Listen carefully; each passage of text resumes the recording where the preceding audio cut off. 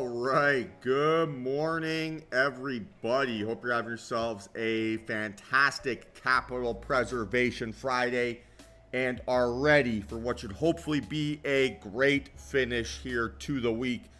It's been an awesome trading week here so far, right? No trades Monday, nice successful trading day on Tuesday, great trading day on Wednesday, and then a nice little bounce back session there yesterday. And we're on a pretty nice little win streak here, right? 6 consecutive green days in a row. And we're certainly looking to see if we can continue some of that momentum, right? And put ourselves in a good situation to essentially keep making new all-time highs in the portfolio. Now, with that being said, right, today is a fantastic Capital Preservation Friday. So what does that mean, right? Means that we're not going to do anything here that makes us feel like we've ruined our weekend on a Friday. So no over risking, no taking a disproportionate amount of trades, no making any decisions that maybe will put us on tilt if we're wrong, no falling in love with our P&L and getting greedy about any of the criteria, right, that we might want to look after on a day-to-day basis. No feeling as if we're owed a trade and we have to get a tremendous amount of success here today to feel as if we're, good traders. Like, none of those self-imposed limiting beliefs here this morning. And we're going to make sure, right, that we're essentially just following our rules, following our technique, and finishing off the week, right, with a nice taste in our mouth. And going into the weekend feeling optimistic, right, feeling profitable, and feeling as if we're in a good position here with our trading. So with that being said, right, let's start mapping things out here, figure out what we want to do here this AM, and hopefully set ourselves up to finish off the day nicely with a 1-for-1 session and then go from there. So good morning, Craig, Jeff, Joe, Constantine, John, Vitali, Ben, Steven, Brian, Don, Bugs, Suresh, Chad, and Jeremy. Daniel, hope you're all having yourselves a fantastic start to the AM here and are ready for what should hopefully be a successful trading day. Good morning, Rain. Good morning, Juan. Hope you're all doing well. Good morning, Nate. And guys, let's get after it. So first things first, what's the count here on ES? Let's start there. Good morning, Kenneth. And then let's go from there. From a economic calendar perspective, right, nothing at 10 a.m. We have a little bit of Fed speak here later today. I saw some rumors of there being even more Fed speakers here, but I can't see anything else on the Fed Reserve website. So I only see that 12:10 speech. So looks okay. We're going to make sure that basically that doesn't get in the way here today. Let's see how things kind of shape up, guys. But not too much in the way, right, for us to kind of get in the way of. And you're spot on, team, right? It is a 3-for-3 here to the upside, a weak 3-for-3, right? Failed breakout at all-time highs there yesterday, right? Not holding above that. So want to be a little bit cautious, right? Maybe a little bit, I don't say pessimistic, but a little bit patient, right, with some of this price action. And then from my end, right, kind of maybe looks a little bit like a trend line support here now. So if we're going to just basically play this breakout from the 9th of October, 1 point of contact, 2 points of contact, 3 points of contact here now at that lower trend line. Actually, 4 points of contact, sorry. And it certainly sets us up, right, for a possible continuation bounce play. If we're going to be bearish, right, it's a breakdown here under basically this point of contact on that trend line. If we're going to be bullish, right, separation basically away from that area. So a bull case scenario here, right, we're going to say ORB fake out off of trend line support, right? So if we get a dip buy here today, right, or it's an ORB breakout towards, we'll say 930. So 59.30, right, 59.40, 59.50, yada, yada, yada. And then to the downside here, we'd like to see us lose that trend line, right, for us to break down here under that 58.80. And then looks okay. So again, a fake out above all-time highs like we saw there yesterday. and then a breakdown towards the trend line, crack through the trend line. We should get some follow through, and we'll see if that ends up being the scenario. If we're looking at price action from a weekly perspective, right? Not a huge amount of range here so far this week. Not a tremendous amount of volume. Maybe we'll get there on an increasing standard, but it's been a bit of a grind here. So again, right, no reason for us to be super aggressive or trying to rush this price action. Still looks like it's pretty chill. All right, NQ. What's the count? What's the scenario? What's maybe different about NQ versus ES? So if we're going to look at that Tuesday handle, good morning, Solstein, what looks a little bit differently?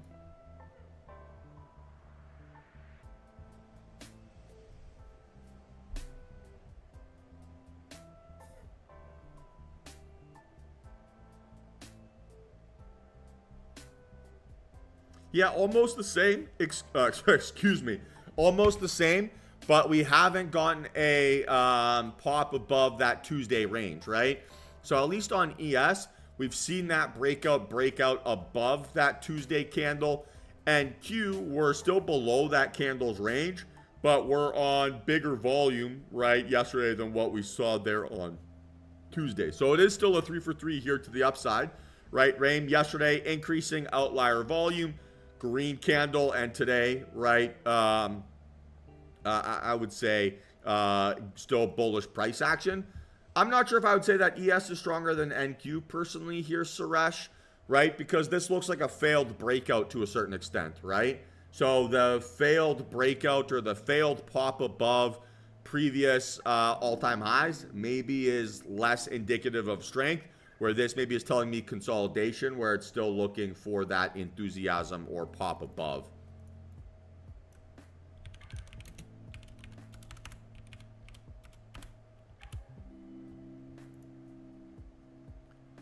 And then we're still going to be looking for a move towards like 2,700. Extend this trend line. It would have to be... So if we get a fake out off of like 22... then, right, we can get a breakout towards, you know, this sort of upper range. Maybe a stop along the way there at 26. And then to the downside here, I mean, it would have to be a rejection off of like 2,700.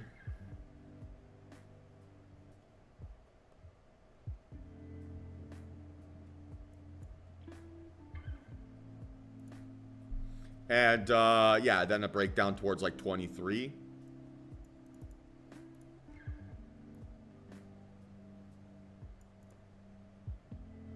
So, again, not too much is changing here.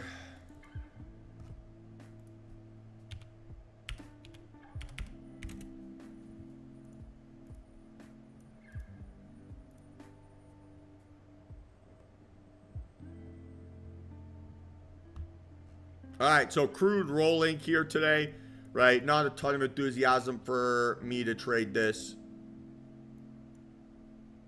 So let's see, right, how that shapes up later in the week. All right, Apple, red candle, decreasing volume, pretty big gap up, right? So 1 for 3 here. Weekly candles, a bit of a disaster.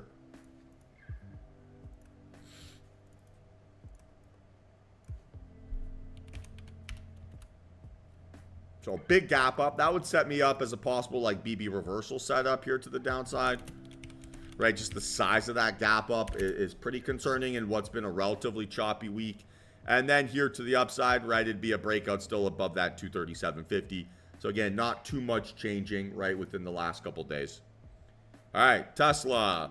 Man, this thing looks gross for the last little bit, right? Red candle, technically increasing volume, gap down. So a week 3 for 3 here to the to the downside.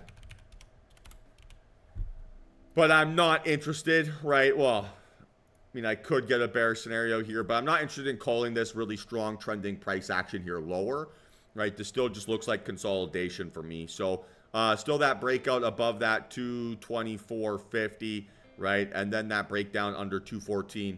Not much is changing from either one of those scenarios. So we need to see some decent enthusiasm here, but doesn't seem like it's really in play. All right, Microsoft. Continuing to consolidate here. Red candle, decreasing volume, nothing gap, literally gapping at yesterday's close. Oh, now 2 cents lower. So we'll call this a 1.5 out of 3 here to the downside. So not exactly a strong sign of momentum. So we're looking for a breakdown here under that trend line or a breakout basically above that possible bear flag pattern. But yeah, not really super enthusiastic here, right, for me. So they would look like basically a breakout above this trend line pop, right, or a breakdown here under this area of consolidation. So not too interesting. But yeah, let's see how it goes. All right, Amazon, another retest and bounce off of that trend line, right? So if we're going to have that ES narrative, right, of bouncing off that trend line, Amazon seems to be giving us a very similar example of that. Good morning, SG. So red candle, weak red candle. Basically only dip buyers, right, recently inside this range. We can even extend it down like this. So you're looking, right, for a breakout on bigger volume above. And I'd probably push it to 190.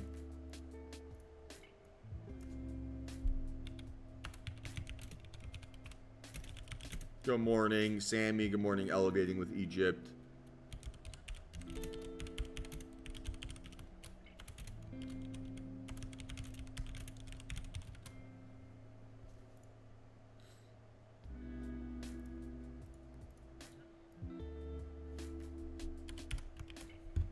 And then it's a 190 breakout would be the starting point here. Again, if we get a dip buy off of like 186, maybe. If we lose that trend line on a lot of volume, okay, awesome. Cool, sounds good. We'll just do Egypt. Good morning, Herschel. And yeah, let's see how it goes. All right, AMD, red candle. Probably one of the strongest red candles we've seen here. Opening up in the implied middle of that candle's range on decreasing volume and the gap down. So similar narrative to what we had there yesterday. Maybe a possible inside bar here setting up. And so we're going to look for a breakdown under 155, we'll call it.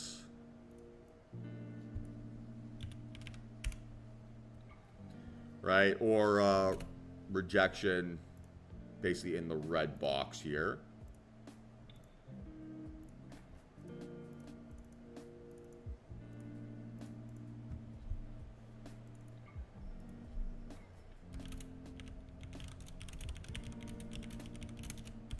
Cool. All right, NVIDIA, red candle. Looks like a near all-time high rejection. So rejected off of, like, say, 140. Now opening up still in the upper end of that range. Probably the biggest volume we've seen. So AMD gave us one of the stronger candle shapes. NVIDIA is giving us one of the stronger volume profiles. Again, opening up in the implied middle of yesterday's candle. Good morning, Brett. So maybe a little bit pessimistic, right, of some enthusiasm. Well, we'll call this a 2 out of 3 here to the downside with volume. Hey, good morning, James. Yeah, you have to subscribe to the YouTube channel, I think, to get the chat. But welcome, man. Hope you're doing well.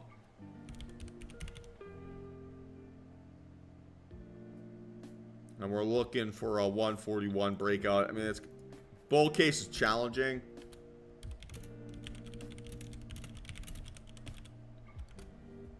And then to the downside here, right? A rejection off of 140 or a breakdown basically off under 137.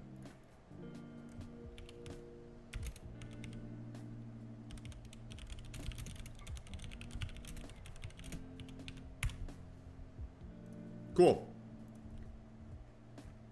All right, Meta, rejecting off of the trend line there yesterday, right? Okay. Not great volume, higher high, higher low.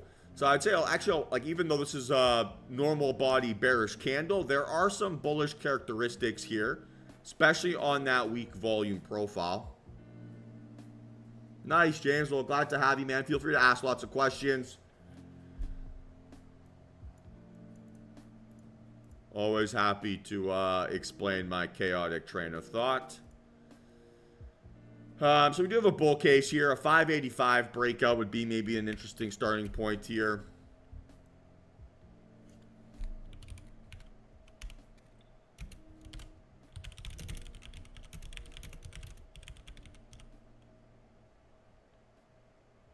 Yeah, no worries, Cordell. Glad to have them all set up. If you know, you're maybe having some, obviously like the first day, getting them all going into a Friday. It's been a good trading week. Just start it slow, right? So don't do anything here today that would make you feel as if you're like gonna sit on the pain, right, of an undisciplined decision for the entire weekend. So generally my recommendation, right, would be probably just start them up on Monday. Delay essentially like that gratification of doing your eval by a day. But yeah, just take it easy here if you are going to trade them, and just don't get too emotionally attached to those accounts.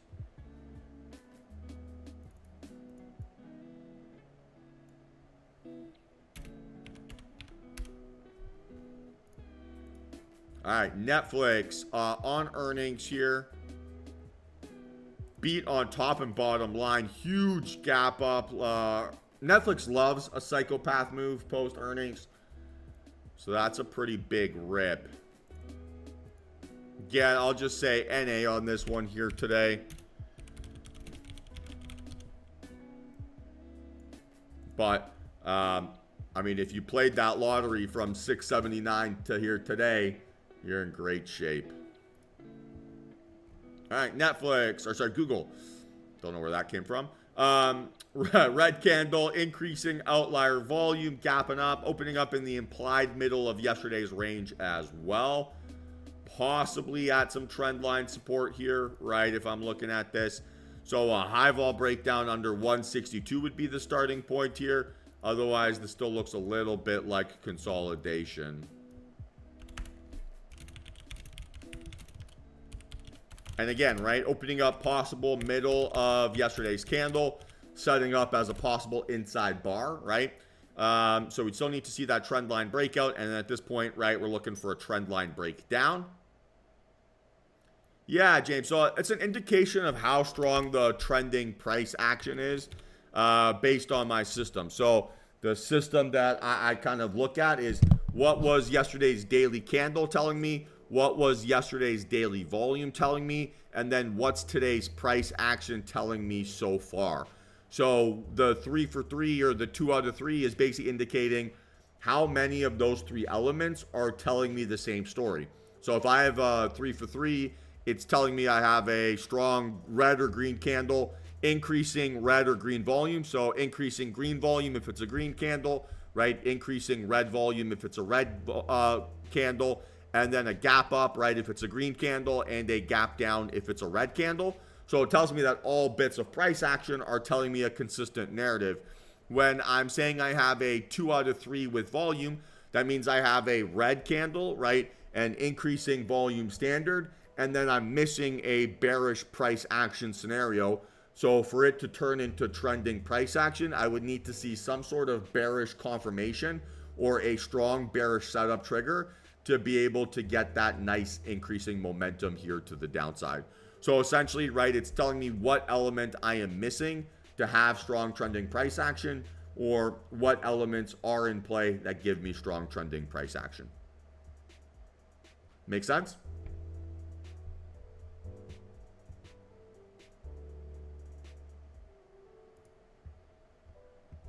All right, and then VIX hanging out here, sub 19. So selling off from this weekly highs here by a decent amount. Should give us an opportunity, maybe if we're a bull, right, to get some more further follow through, right, and a decent amount of continuation. But again, let's see how basically that price action shows up. And yeah, where we kind of come into play here today. So objective this morning, right, is to find a strong bit of PA that we can kind of take advantage of. Would love to just go 1 for 1 here on the day, not have to fight for my green day. But obviously, like today, right, it's Capital Preservation Friday. So it's been a great trading week here. We're uh, 2, 3. So we're 6 for 8 on the week, I think, right, from a trading perspective, or maybe 6 for 9. So it's been a really strong trading week here, right? Seen a pretty nice amount of portfolio gain. So really not about forcing any decisions here or do anything that's like just gonna ruin my week on a Friday, right? For myself, you want to be proactive, not reactive with that risk management. And so it's all about controlling the variables I can't control here and just not doing something that's going to make me feel like I'm a bit of an idiot. So priority number 1, find a good A+ setup, right, that I can take advantage of. Priority number 2, make sure that I follow all my rules and I'm not trading just for the sake of feeling as if I'm alive, right? And then priority 3, make sure that I'm being like very deliberate with my execution process so that I lose less when I'm wrong, I make more when I'm right, and I'm closing my position as my P&L is increasing. And just not attaching or associating any FOMO to that play so that I can set myself up, right, to, have a nice Friday evening, right, to feel good about my trading process here this week and put myself in a situation where I'm not trying to recover my mental capital. I'm essentially compounding it away. So any questions here, team? Good morning, Howell. Any questions here this AM?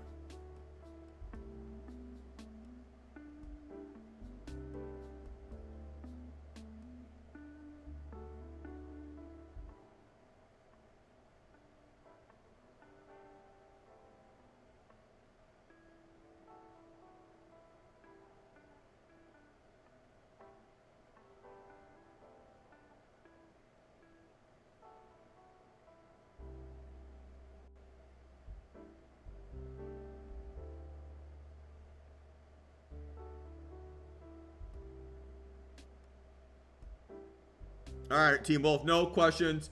I'm just going to go make myself a quick cup of coffee, spend a few minutes here sort of visualizing a successful trading day, and then hopefully we can set ourselves up for a pretty good session. So be back in a couple minutes. Have a nice cup of Joe, and we'll be back in a sec. So talk to you guys in a minute. If you have any questions, pop them in the chat.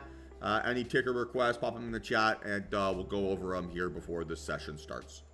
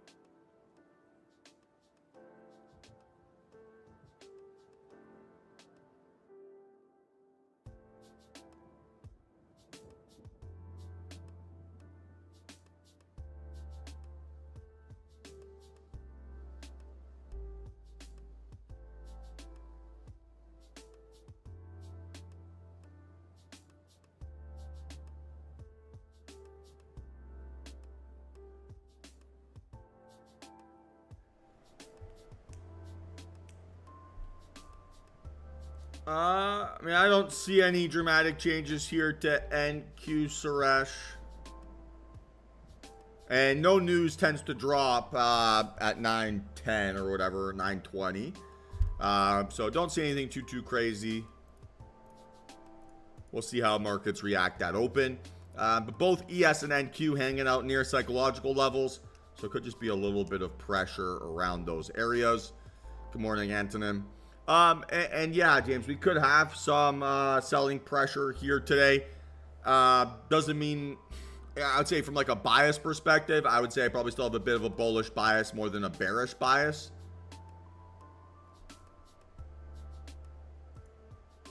Yeah, well, we're just bouncing back here.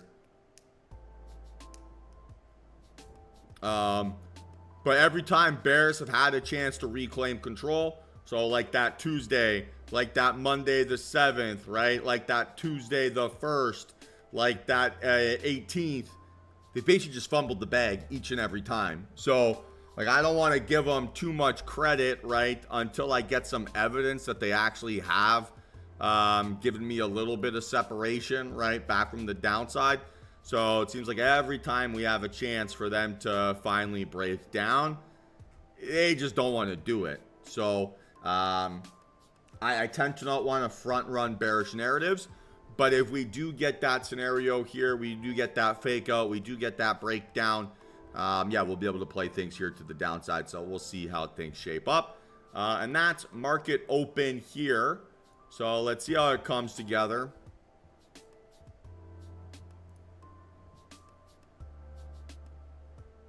And hopefully we can get ourselves a nice trading day in the books.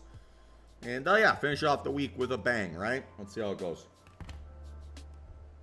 Any questions here, team? Any questions? I know you're saying they're looking at ETH as like Ethereum, but the sicko, I don't know, language I use in my head, it makes me think that they're looking at Eric Ten Hag. And if that's the case, then it's definitely spooky season.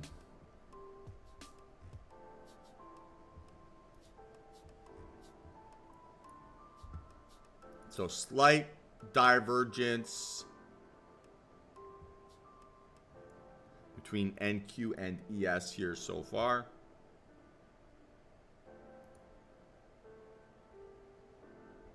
Yeah, I mean, they're just looking at the pre-market price action. That's fine.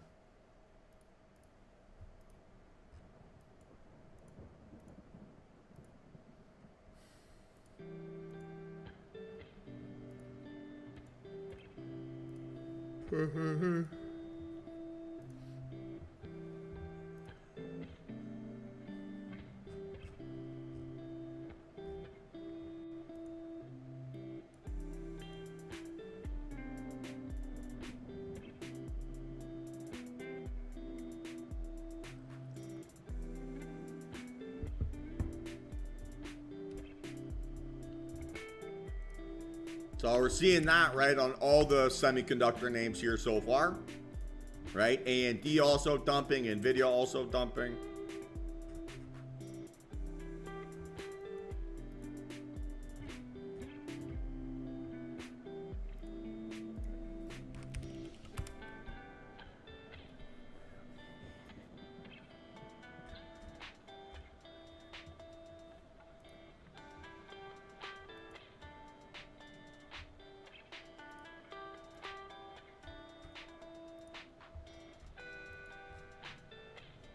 Not a great amount of volume here to start the day off.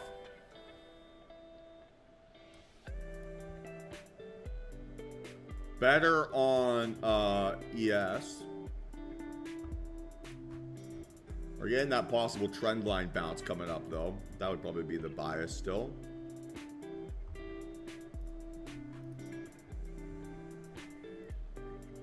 And again, right, it's Friday, it's been a good trading week. What my emphasis to a certain extent here today is to straddle that line between trading well and trying to also be entertaining, right? So, you know, I'm not trying to take trades so that we all feel as if we're busy and action-packed and things along those lines. I'm trying to take trades only when I believe I have an edge and when I have an opportunity to execute that edge. So it's, starting the day off, it's about controlling some of those expectations, right? About slowing down the process, about not getting too much tunnel vision, right? And feeling, as if I got to do X, Y, Z, right? So this morning, all about waiting for price action to just behave, follow the exact rules, right? We have mapped out here. And if it doesn't give me those scenarios, well, it's a great week. So I don't need to force anything. I don't need to rush into anything. I don't need to take any disproportionate amounts of risk. And so that's really the priority, right? Control like that level of self-imposed enthusiasm. Oh my gosh, big red candle. I got to go short. I got to fade the market. I got to do this. I got to do that. And that's not the reality, right? So the more I can slow down my process and just basically focus on controlling my boring basics, the better things are going to go for me, right? So it's not about jumping into rushed trades. It's not about into taking compromised decisions. It's nothing along those lines, right? It's all about focusing on the variables I can control. There's my favorite phrase, bingo. And it's about making sure that I'm not just feeling as if I'm taking trades just so I feel something, right? I'm not trying to use the market to be my source of entertainment. I'm trying to use the market to be my source of income. And how you behave for when you trade, when you want to make money versus when you want to feel as if you have a chance to make money is a very different feeling. And so, trying to control those self-imposed expectations, trying to control some of those limiting beliefs, trying to control basically that ego and greedy, pain in the butt trader that sits or lives inside all of us, right? I think is something that, it's very important that we are very accountable to ourselves about, right? And just being unwilling to essentially compromise on taking trades that are suboptimal, right? Being unwilling to compromise on taking trades that maybe break our rules. Being unwilling to compromise on decisions that just don't generate any expected positive value. And so I would much rather be stubborn, patient, right? Miss a day that doesn't follow my rules than I would be to reward a session that, has a lot of volatility, but it doesn't have a volatility that follows the plan or the breakdown that I created. Because in my opinion, the most dangerous trade is not a losing one where you followed your rules. The most dangerous trade is one where you broke your rules and made money and essentially got positive reinforcement for a negative process. I think those are fundamentally the most challenging to deal with, or the most challenging to stomach, right, on a day-to-day basis. And so it's about understanding that when I fight back essentially against that urge to trade for a feeling instead of trading for a process, then things end up going much better for me in the long term. And it's all about essentially delaying that gratification once those market hours open, right? There's not, unless we get some miracle move, I've never really been one trade away from feeling rich, right? Or from accomplishing all my life objectives or doing anything along those lines. But I can always be one trade away or one trade away from compounding enough bad decisions to blow my account, destroy my valuation progress, give back all my gains, basically give back, all my P&L, whatever it might be. So understanding, right, on a day-to-day basis, the bias or the emotional triggers that we feel are more skewed to actually cost us money versus make us money. And we need to really understand that believing every thought that we have intraday is more likely to be a trap than a treat, or trick more than a treat. And I think that's a really good, just something to acknowledge to ourselves, right, on a day-to-day basis. I'm not trading to feel something. I'm not trading to feel busy, entertained, whatever. If I wanted that, right, I'll go to the casino, I'll jump on the roulette table, right, and I'll bet on black or red and hope, okay, I'm gonna turn this into something else. But with trading, if you want to execute your edge, the only way to keep your edge sharp is with the relentless pursuit of basically following your rules. Yeah, appreciate that, JD. And it's true, man. I mean, I think I've said it before, but I get songs stuck in my head here all the time, and there's always some sort of subliminal messaging associated with them. Yeah, ain't that the truth?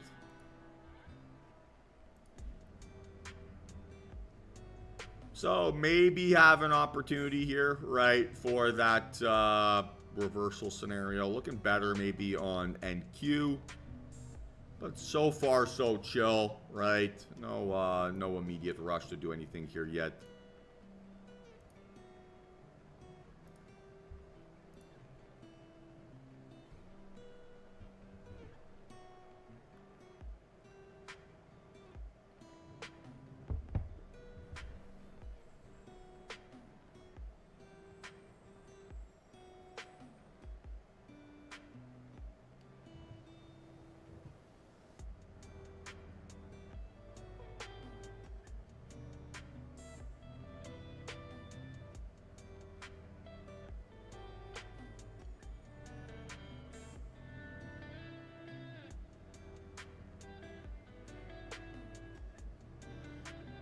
Like, I think one of the facts, I guess, of life, or the facts of trading the market, is that you have to basically get good at saying no, right? So if you want to grow your account, start saying no more. Spend more time trying to talk yourself out of trades than into trades. And basically only take the ones that are so obvious and so perfect that you have to take it. You have no other choice. I think a lot of unprofitable traders, they assume too much that their edge is actually sharper than it is. And they think that each impulsive feeling or each decision is ultimately going to be a profitable one. And they maybe ignore some of the red flags, right, that setup is giving them, or that price action is actually giving them. The vast majority of price action is garbage for the vast majority of traders. So it's understanding that maybe 90% of the time, right, what you're seeing or the price action that you're seeing basically has no correlation to you actually making any money or any successful trading decisions. So one of the hardest things that we can learn as a trader, and maybe this is in life in general, but I've only ever really been a trader, so I can't comment on too many realities outside of the market, but the less that we can believe our own inner dialogue and we can basically just rely on facts, not feelings, I think the better things go in general. And our inner dialogue doesn't necessarily set us up to be successful. It sets us up to do the thing that is easiest, right? So our brains are fantastic at keeping us stuck. And yeah, when we're pushing to new skill levels, when we're pushing to new opportunities, that tends to be the sticking point here. So ES, or sorry, NQ is where we're going to start looking here. Nice little breakout. A little fake out lower. So let's see how this behaves.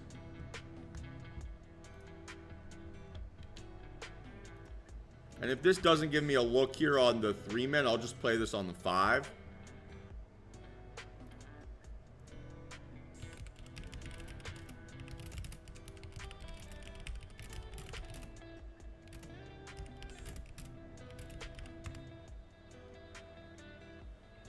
So again, we're looking for elevator up, stairs down. So far, we've seen basically just elevator up, elevator down, and then like a little bit of some stairs around that 80 area. So let's see. It's a pretty tight stop loss, right? So not bad.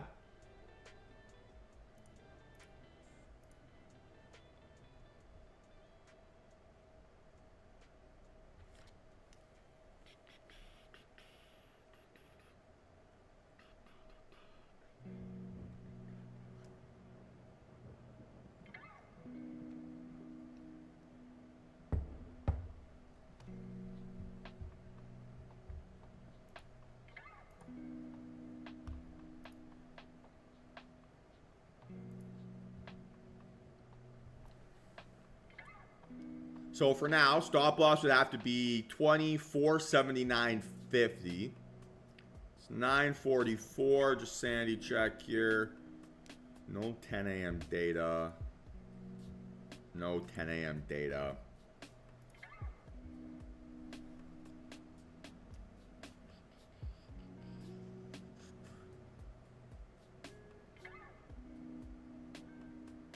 Okay.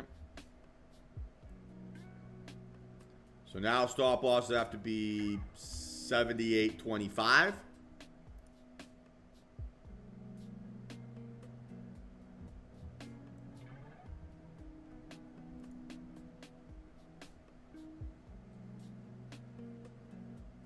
So tick by tick pullback here into 92 would be interesting.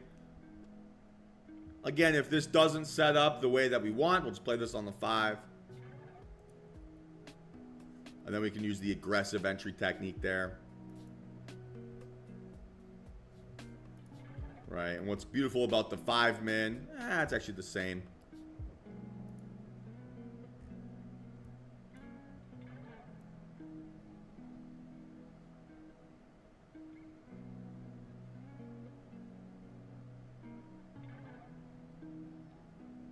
Ooh, squeeze mode. All right, so stop loss now, 491.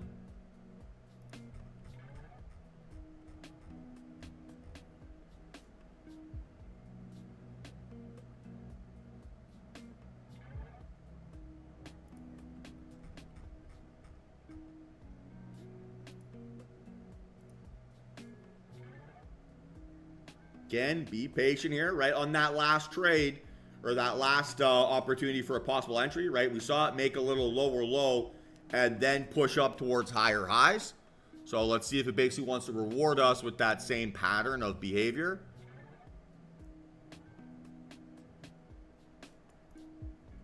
So that's 487 now.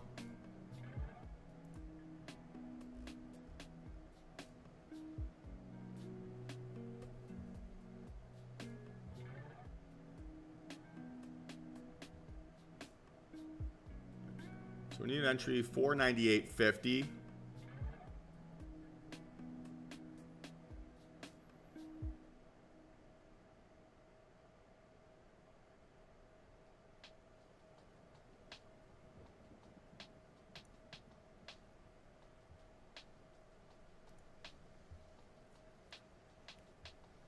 Again, be patient. Not seen a ton of elevator up here yet.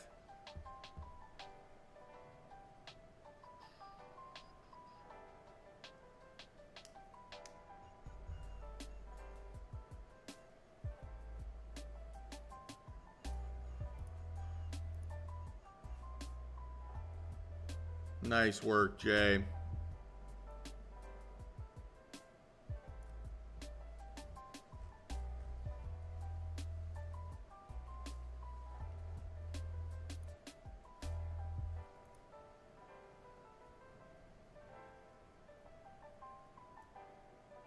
Okay, starting to look maybe a little bit more like a fake out scenario here now than an easy breakout scenario.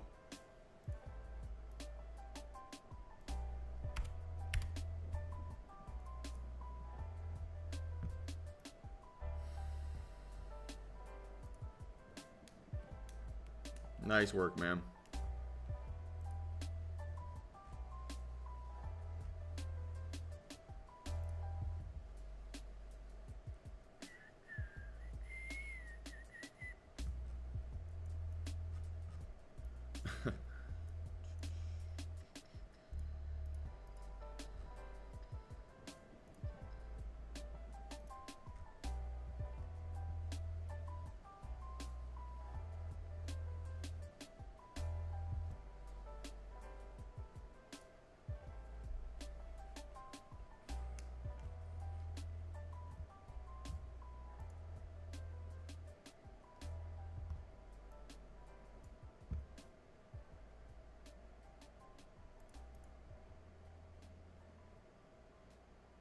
So Rusty, I don't know if you're in here, but this might be setting up on ES as like that little stop loss fake out entry idea you talked about there yesterday.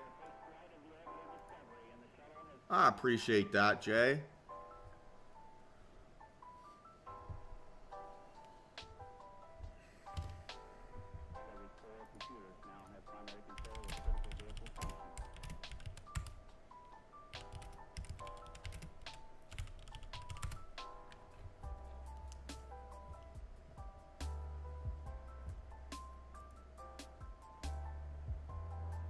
Yeah, good call to avoid that in Q.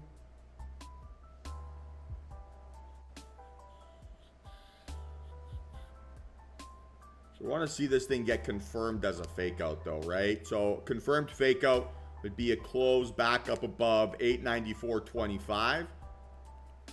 And then we can place our stop loss at that area.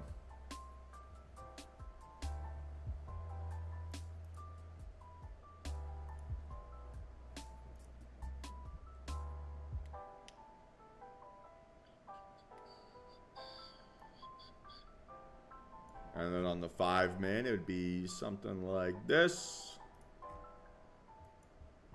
So that's a fake out on the 5. So then stop would have to be 890.75. Let's go, Derek. Congratulations, man. That's awesome. Let's see that first payout here soon.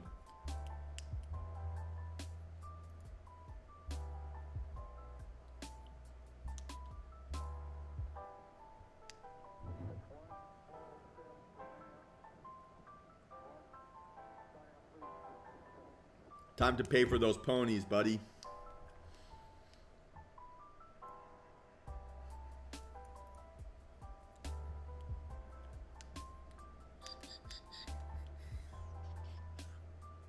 Okay, so something like this. That's a little bounce off the trend line. That's pretty interesting.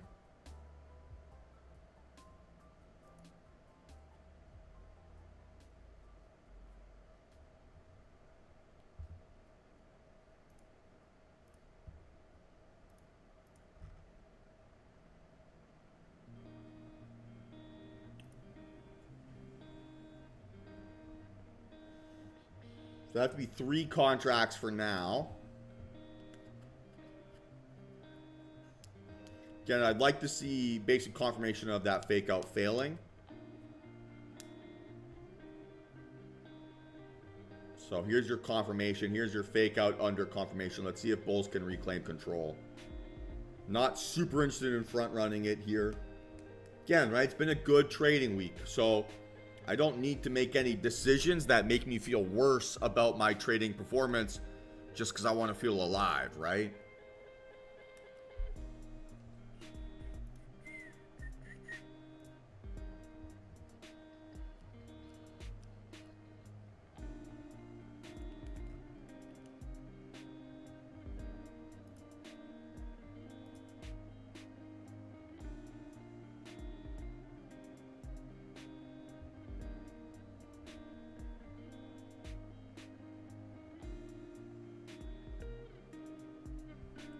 Well, look, the feedback I would give you, James, right, is if your objective is to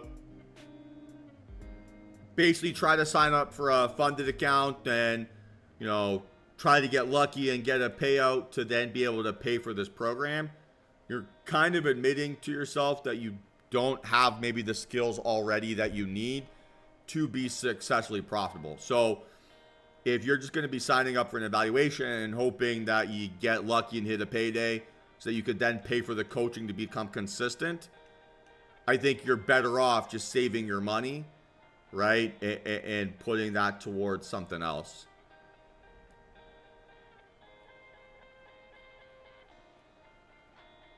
Those funded accounts, right, are awesome once you have an edge. They're a casino if you don't have one.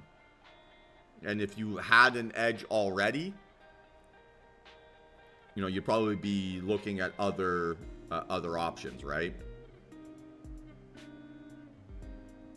So my recommendation would be don't jump onto the like roulette wheel hoping that it bails you out.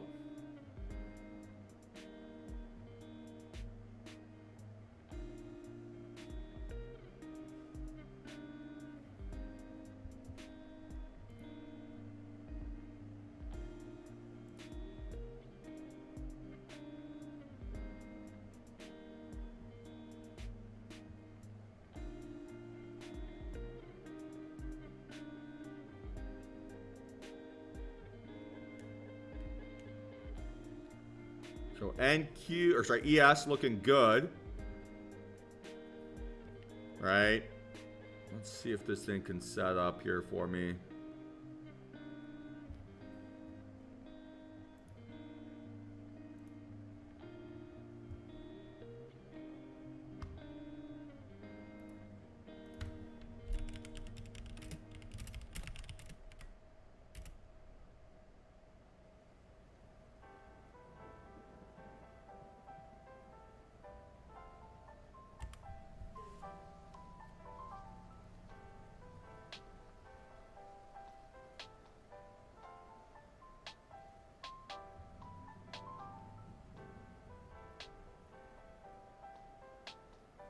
All right, so let's see if we can see a step-by-step pullback here.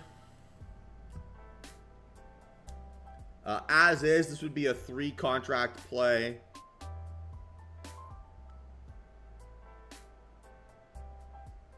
So the thesis we have here, right, is an ORB fake out off of the trend line. So, I mean, if you want to argue semantics, right, just go different time frame. But it's bouncing, right? Found bullish support on the trend line. That was the thesis, right? So I'm seeing a good visualization of that.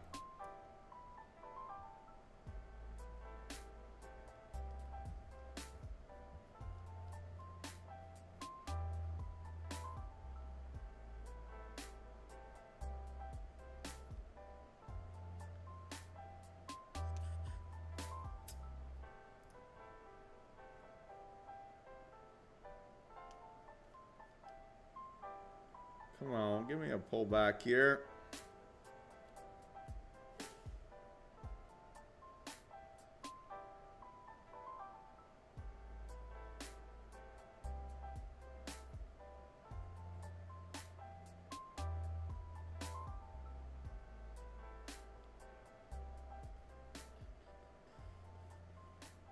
I don't want to go 5 points of risk. That's too much. So I'm trying to get something a little bit tighter here. I might struggle to get it.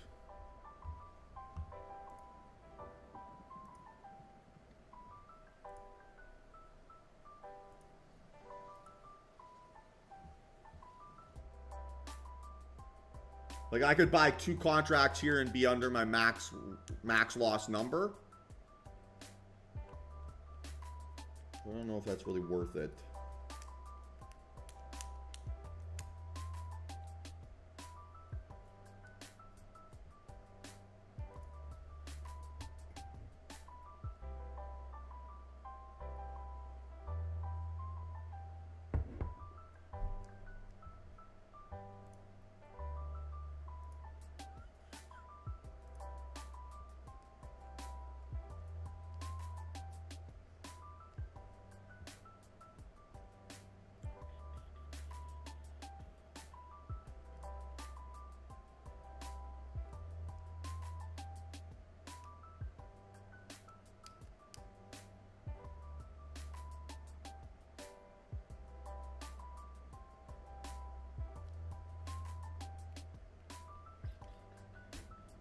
Again, that was elevator up, stairs. Sorry, elevator down, stairs up.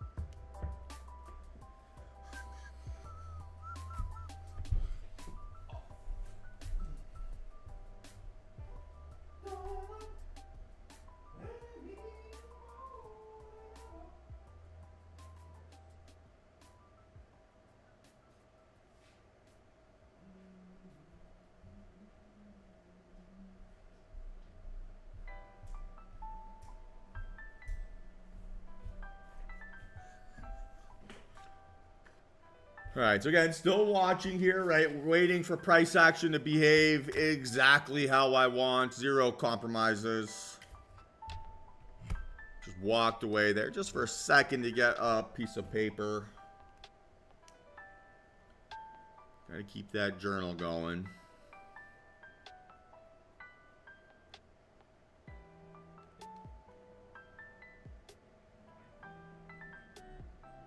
$93.50. It's close.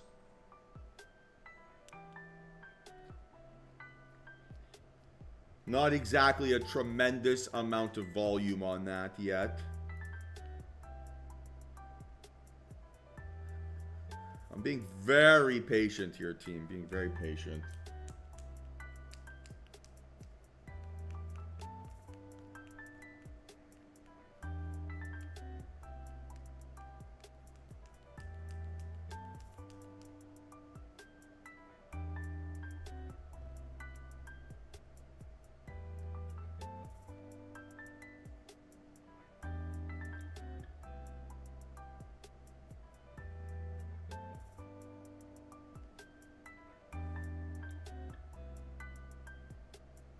Still stairs up, elevator down.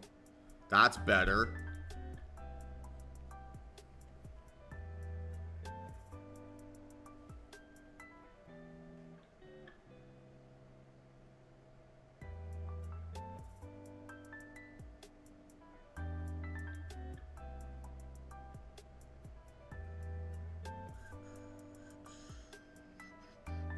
Oh, come on. Now you don't want to pull back.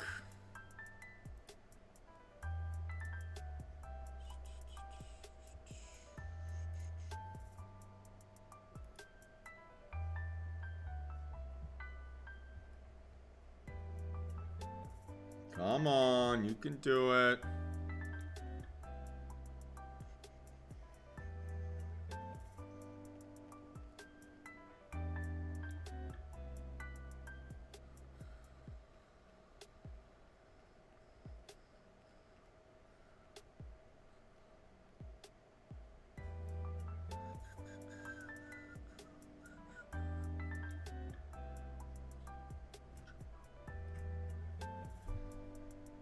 Oh, price action, you're so mean.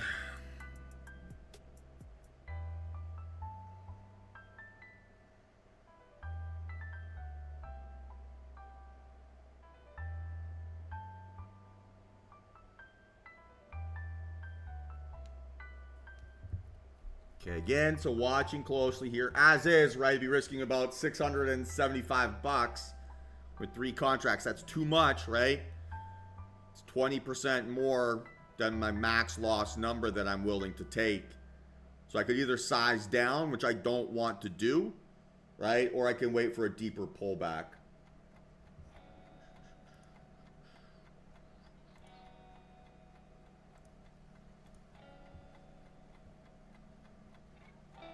Probably just missed the entry there at that 92.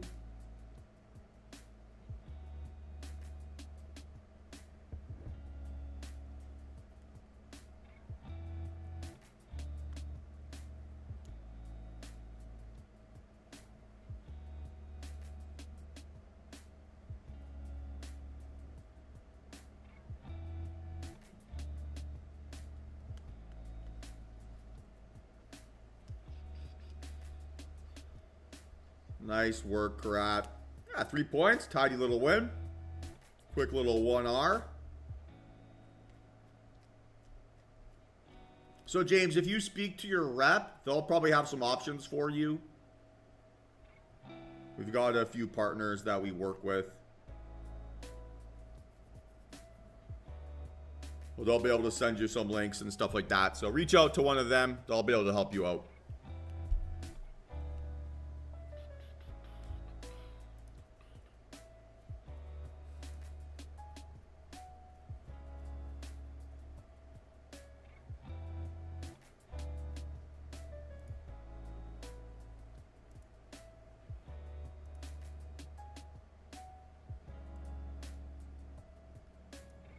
Man.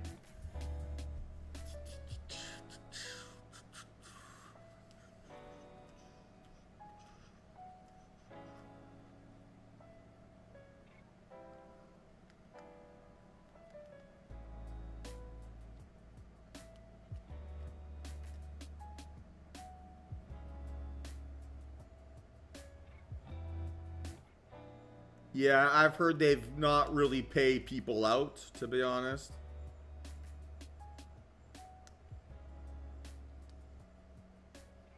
Or they're like a couple $1 million behind on payouts. So I think you might, hit that 20% consistency rule, whatever it is, but you'll never actually end up seeing that money. Good point, Rusty.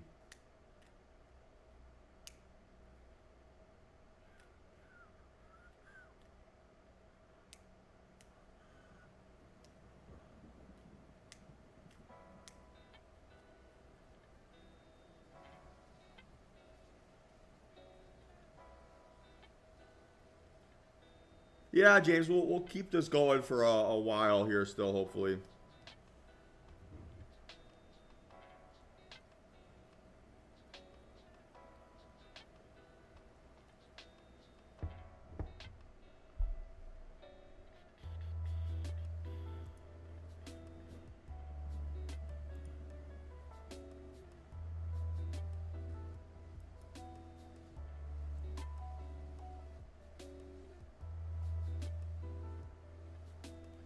I don't think I can do that yet.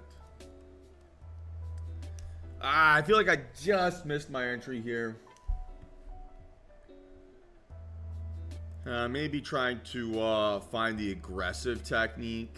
I can maybe do something like this, but that's really aggressive.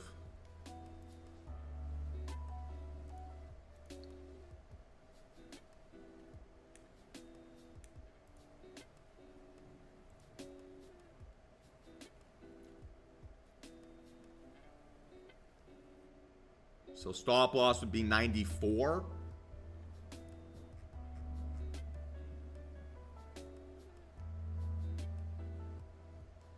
Need to see elevator up and then little pullback down.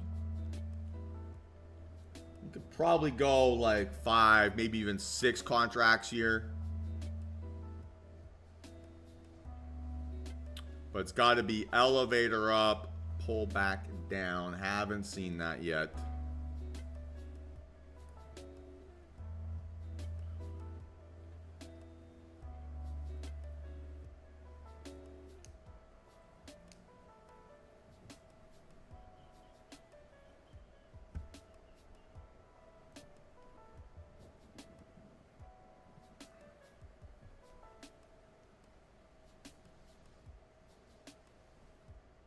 Okay, that's a good elevator. So if we can get a little pullback here.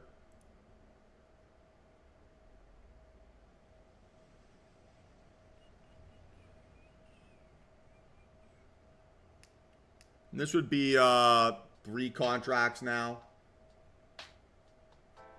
Maybe even 2, right? 4-point stop loss times 50 times 2, right? Equals $400. So it have to be 2 contracts.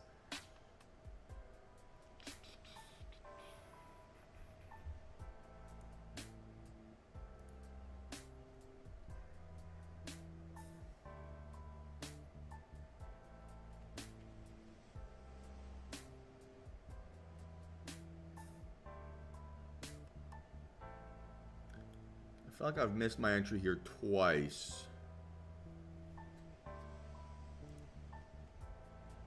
Maybe NQ ends up being more interesting.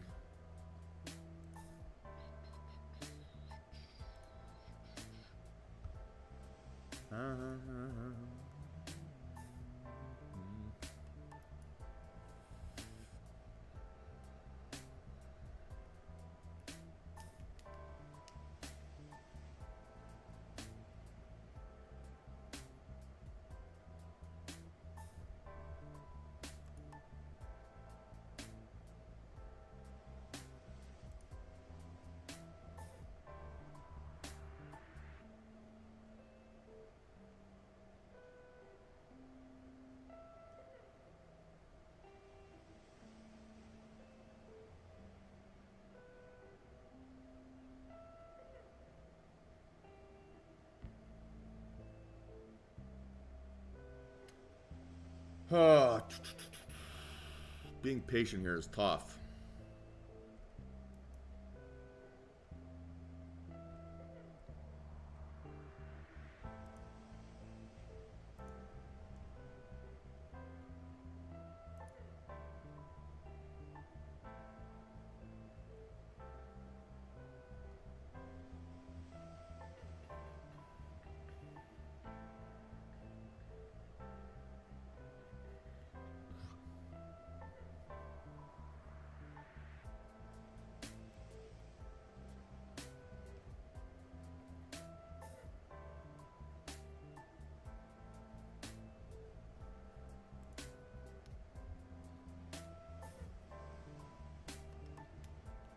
So NQ, maybe you can target up towards like 5,600 here, right? That might be the better opportunity. We're above that psych level. That may be a slightly easier situation. So let's see. Increasing outlier volume. Overcome that previous bearish failure. So let's see if this thing's got some juice. Ideally, you don't want to see this thing pull back under 500.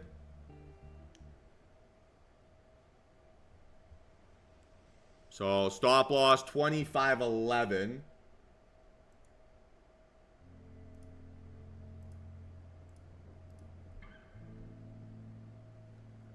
And needs to go elevator up above 19. And then tick by tick pull back right into that 20 range. So 2-point stop loss would be pretty good. It's pretty tight. You can go 2 contracts.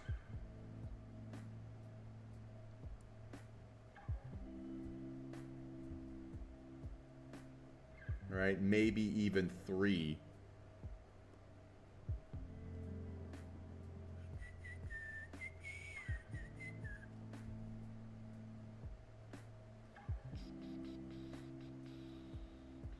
Okay, now that would be sizing down to 2 at most.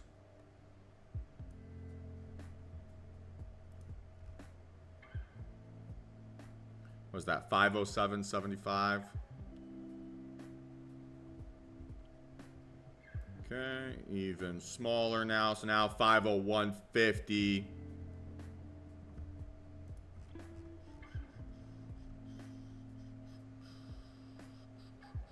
Again, we don't want to see this thing breaking back down under 500, right? We want to see 500 act as support, right?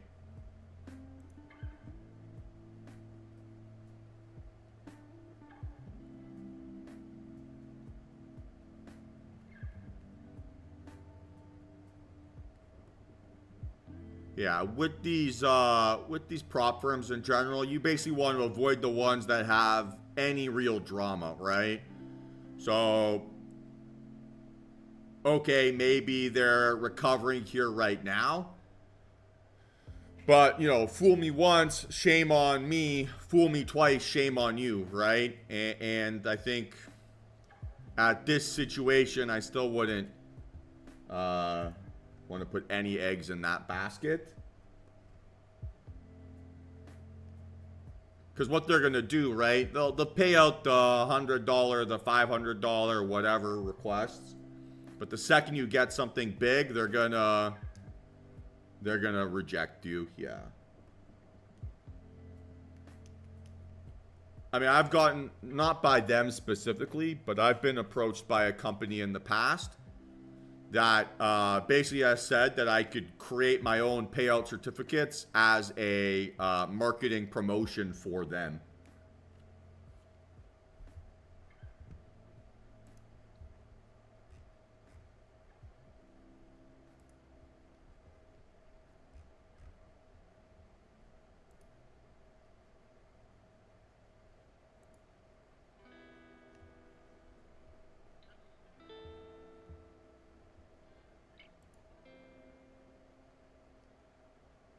Yeah, it's all fugazi. All right, so under that 500, right, with some conviction, starting to look maybe more like a rejection. All right, Apex is fine. Apex rejects people because they trade on news and they would dollar cost average. People just don't read their rules and then get surprised when they get denied, right?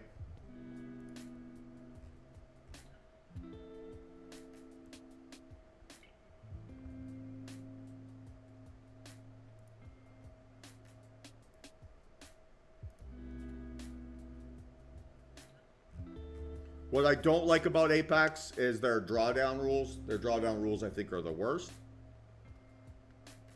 But if your objective, right, is to scale up to 30 accounts, there's no one better. We have a member in here. I'm not sure if he's watching the stream right now, but Judson, he was rocking, I think, 300K accounts, doing like 30 to 40K a month.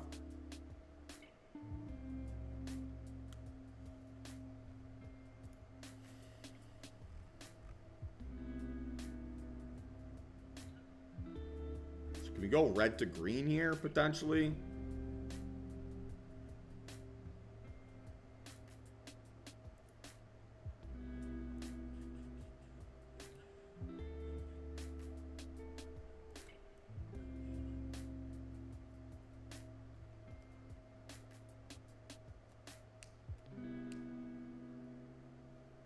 All right, guys, keep it on topic for now.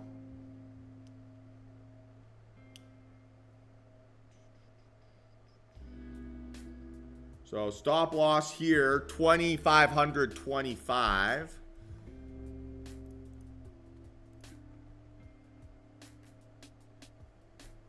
See if we can see an elevator down.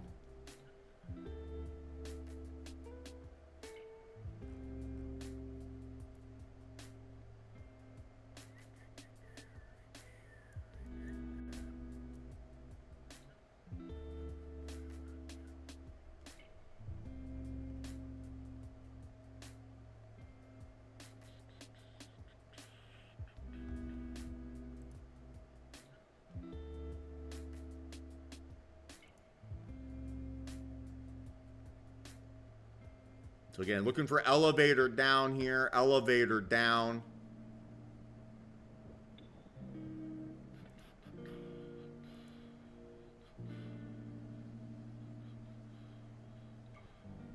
Okay, decent.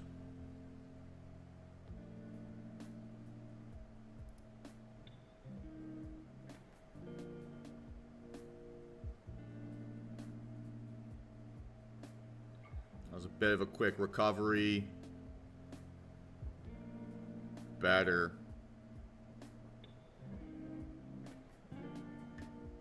So tick by tick pullback here into 84.50 is very, very interesting. To the downside. To the downside. Too fast. Far too fast. Right, that was elevator up. We went from 82 to 90 in the blink of an eye. So not ready for an entry here yet.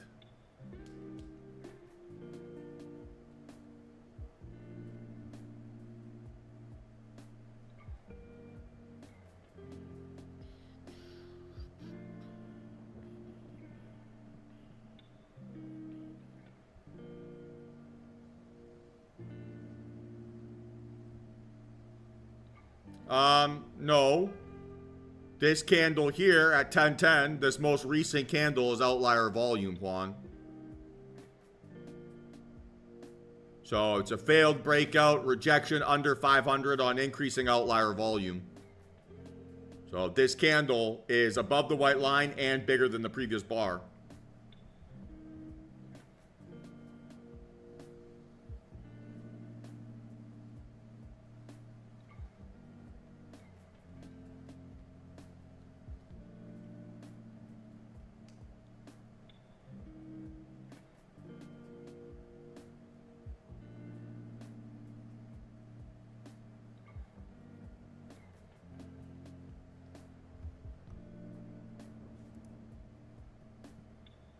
If it doesn't set up here on the 5, or we can't get the pullback on the 5, we have a chance to play this on the 10.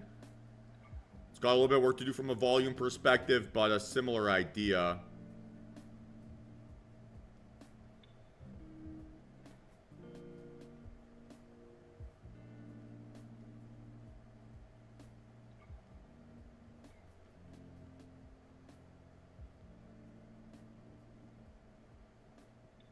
I don't like the pace that it's bouncing back.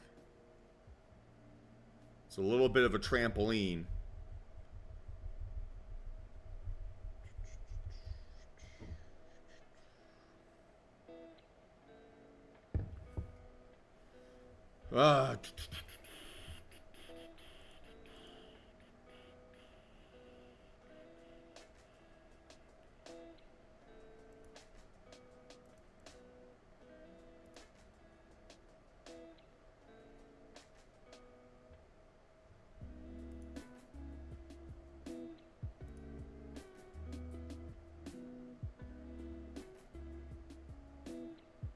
Lower low, lower high. Not the best candle in the world.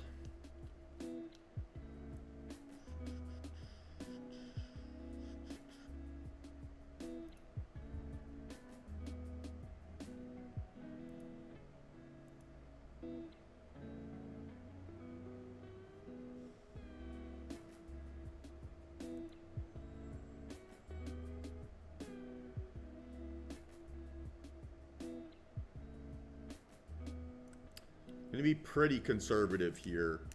So 503 would be interesting as a short now. Stop of 525. Right, approximately high of day.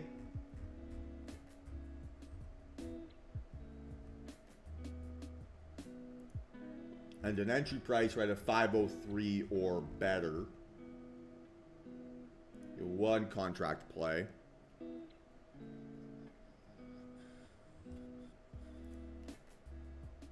And if it doesn't, then we might just be resigned to it being a pretty choppy day. Not exactly been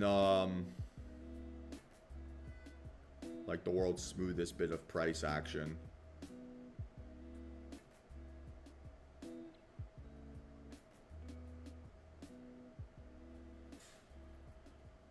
So again, let's watch here around that 403.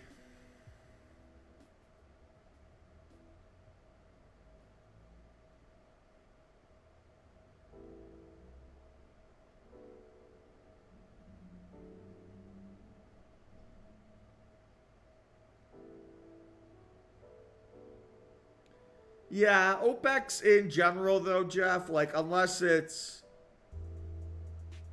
quad witching, even then, like not a huge difference. If anything, it gives you maybe a bit more of a bearish bias than a chop bias, because it's everyone getting their positions and selling them. Not a huge huge precursor for chop generally. It usually means tighter spreads more than anything else, with a slight bearish bias because people elect their options and then close their options. If we're trading options, then it's a different story because you get really tricky premium changes on the option contracts just because of the amount of volume that's exchanged. But yeah, we don't really see that manipulation here in the futures market. Calling it manipulation is probably not fair either.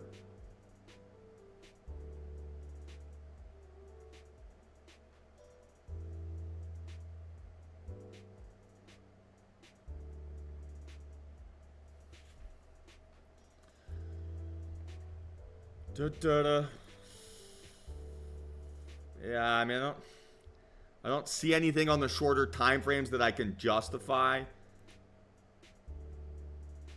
mean, this looks pretty gross on the 15. I don't know. For now, I'm being really patient. This is Jen, I don't know if you're in here. But this is like that crazy ex-girlfriend price action you described yesterday, right?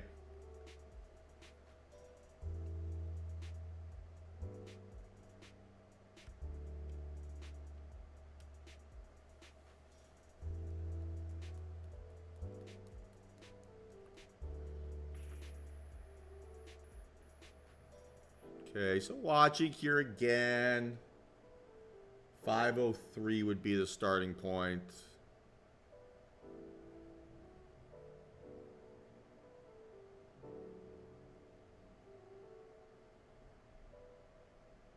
$93, $94. I'm being very conservative with my profit target here. It is increasing volume there on that fake out.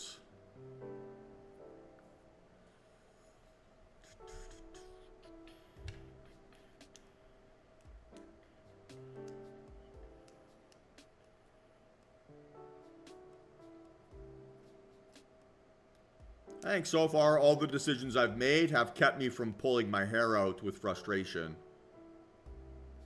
Which objectively, right, is a win. You could be very proud of yourself for basically avoiding trades where you would have lost money. So I think that's a good thing, right? Or trades where you would have drained mental capital. I think both of those are very positive results. I definitely have said this before, but my second most profitable trade, right, is sitting on my hands. And so far, that's how price action is playing out here so far today.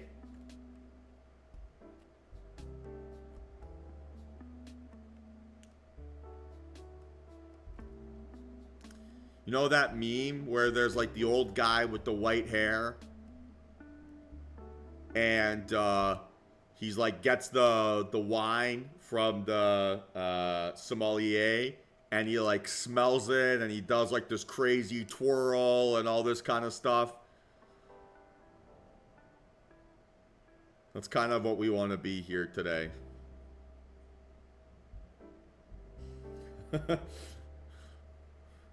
I won't repeat the responses.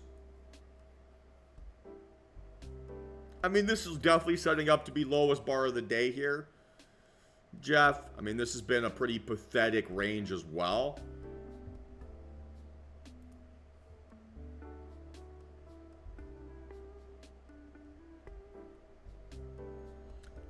Like, if I'm going to be handicapping how aggressive I'm going to be here today, I would say it's probably like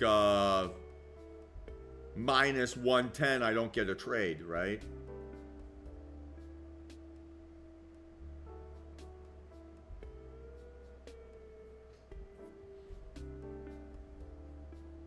Not that I maybe won't get a pullback into the possible entry zone, but it's very easy price action to just talk yourself out of entries, right? Like, nothing here is telling me trending price action. Nothing here is telling me trending price action. Nothing here on the daily, right, is telling me trending price action. So far, it just kind of looks like a general day of consolidation. Not much enthusiasm. So if that's the case, right, I'm not going to like front run hoping for a trend day when I have very limited evidence of one. So I'd rather be patient and make sure that, hey, I've had a great week, right? Like I said, 6 for 9, I think, on the week. So, hard to complain.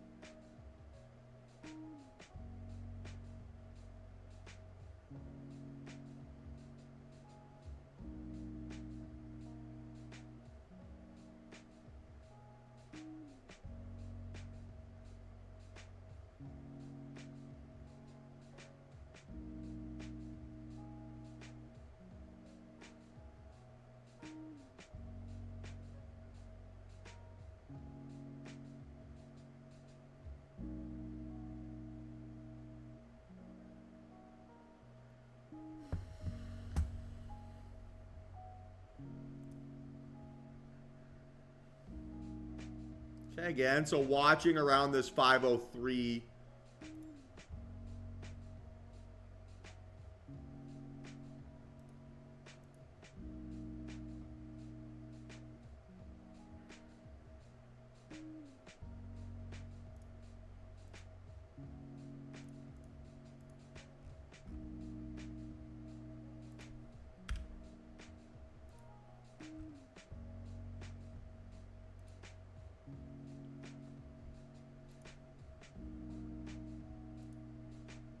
Let this candle close, right? Let this candle close.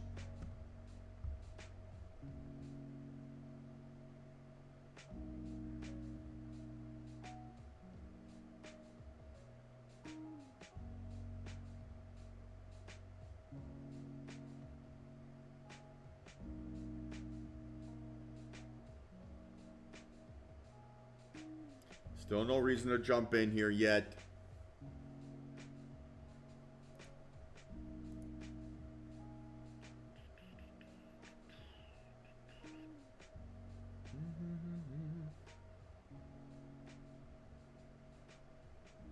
So tick by tick pullback starts to get interesting.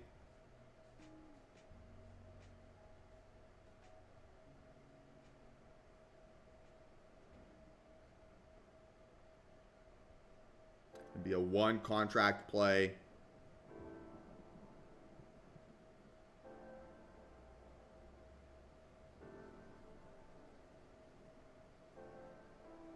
Again, don't rush your execution, right? Don't rush your execution. The objective here is to be green right away, not to spend any time stressing out over drawdown.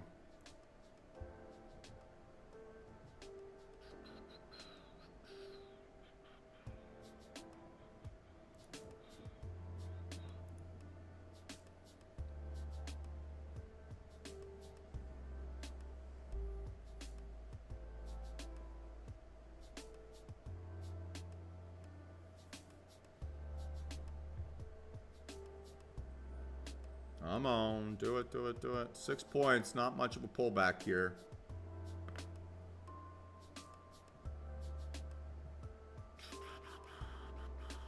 And in general, right, the first time a trade makes you feel like it's time to enter, you can usually still get in at a better price.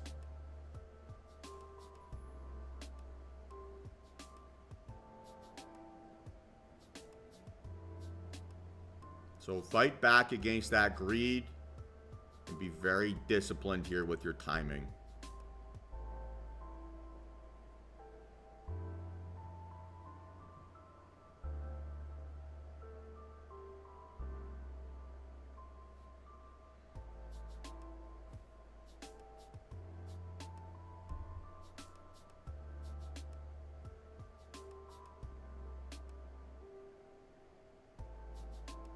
The bigger overreaction that you buy, right, the easier it is to be green.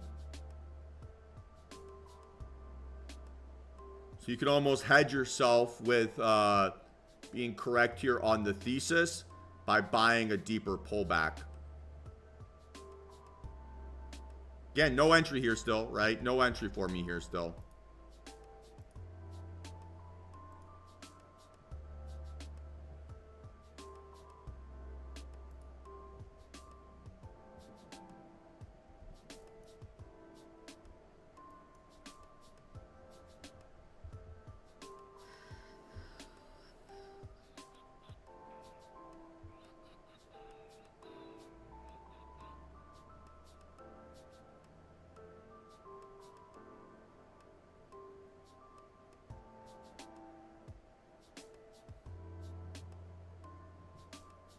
It's 10:33.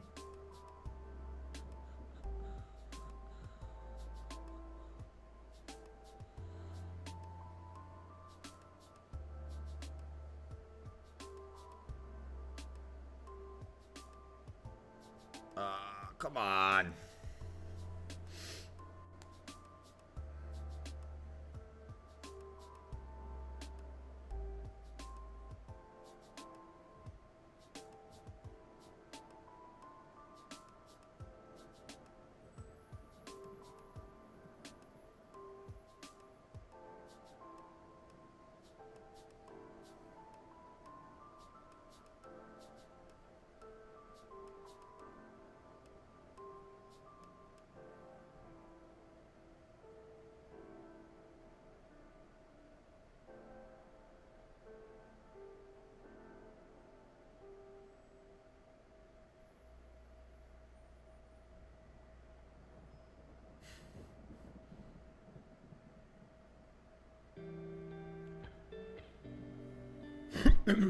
Still on hands here, still on hands. It's been close, been real close. Maybe could have pulled it on that last pullback there. Didn't quite find the courage.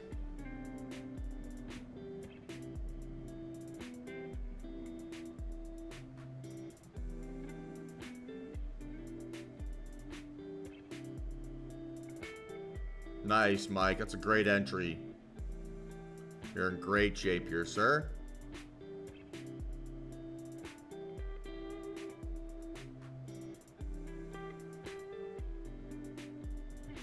Wait, 496 or 506?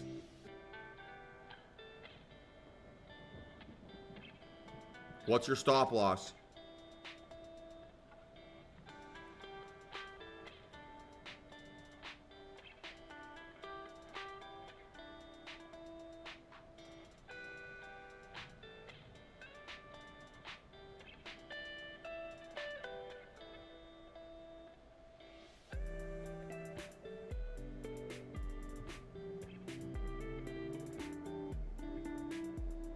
Okay.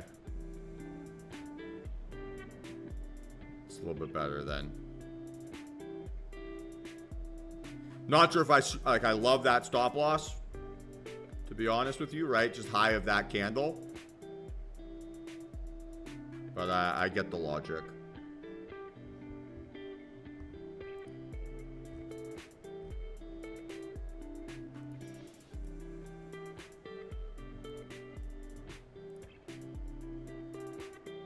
Yeah, I mean, that's fine. Your risk reward is reasonable. But yeah, you just have two higher highs above that. Maybe a bit more logical, but I get the point.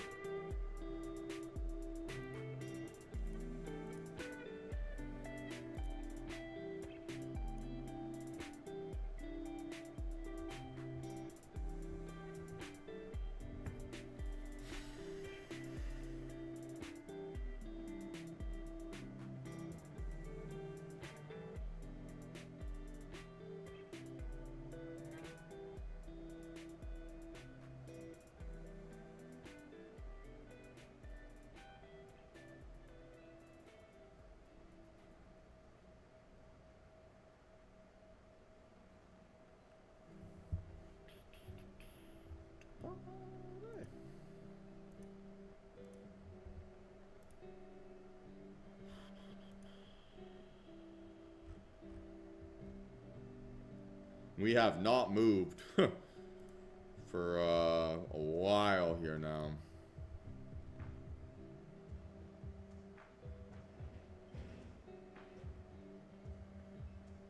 So I'm pretty close to just calling this like a capital preservation Friday, not worth maybe taking on too much risk.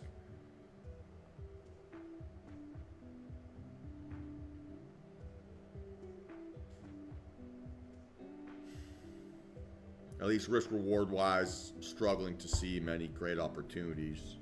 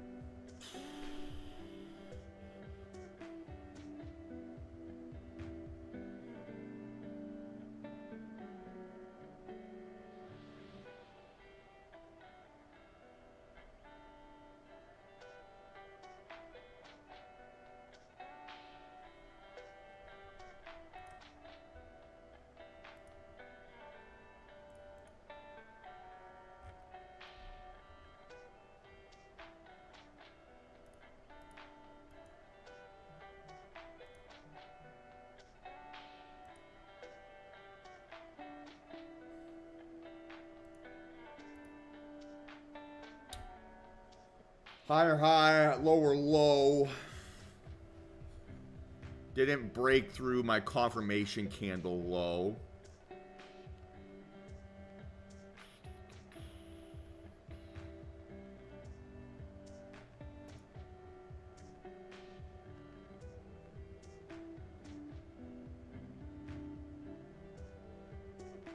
Yeah, no separation away or above yet. For me, this is starting to look a bit more like a no trade day. That's the way she goes.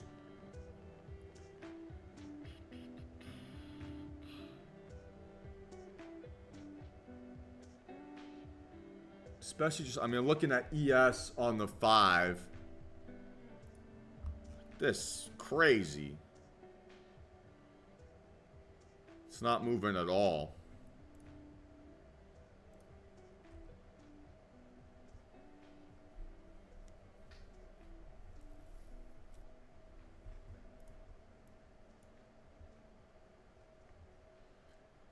Again, still watching here for that short.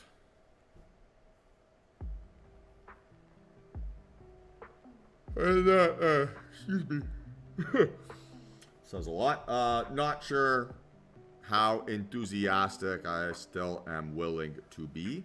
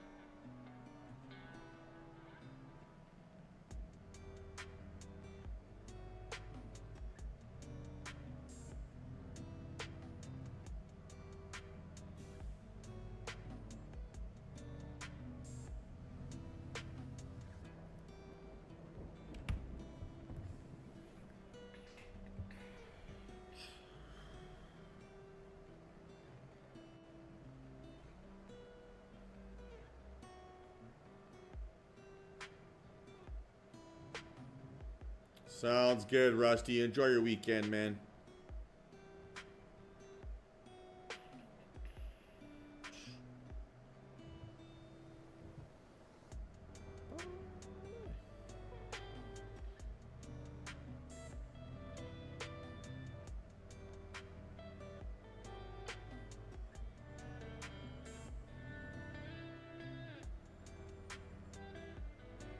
You guys know too, Karat?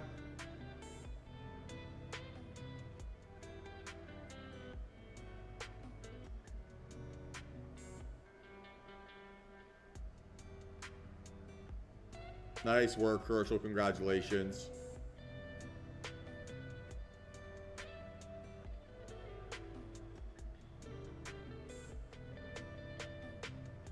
Yeah, price just feels a little bit stalled here. So just waiting to see if it wants to make a slight personality change on another failed breakout above 500. If not, that'll be the reason to walk away. Yeah, you too, Chad. Enjoy, man.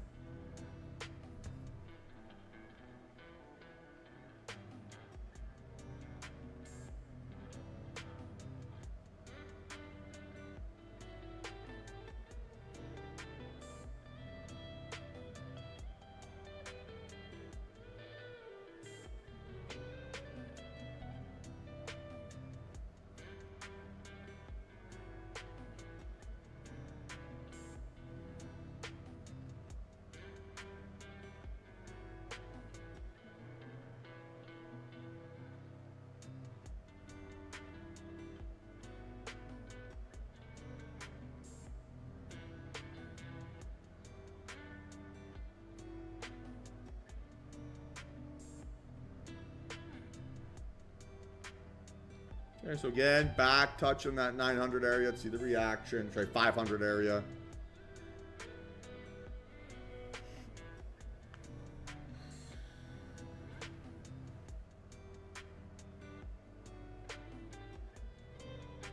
Yes, hanging out 98.25. So we're seeing a little bit of symmetry here. All right, if this rejects at 900 too, that's probably your reason. So watching this closely. And I'd like to buy an overreaction flush into that zone more so than just like a little pullback. Right? Basically hedging myself against my timing being wrong, where I'm willing to basically wait for an overcorrection, a much deeper entry so that I don't spend time in this no man's land.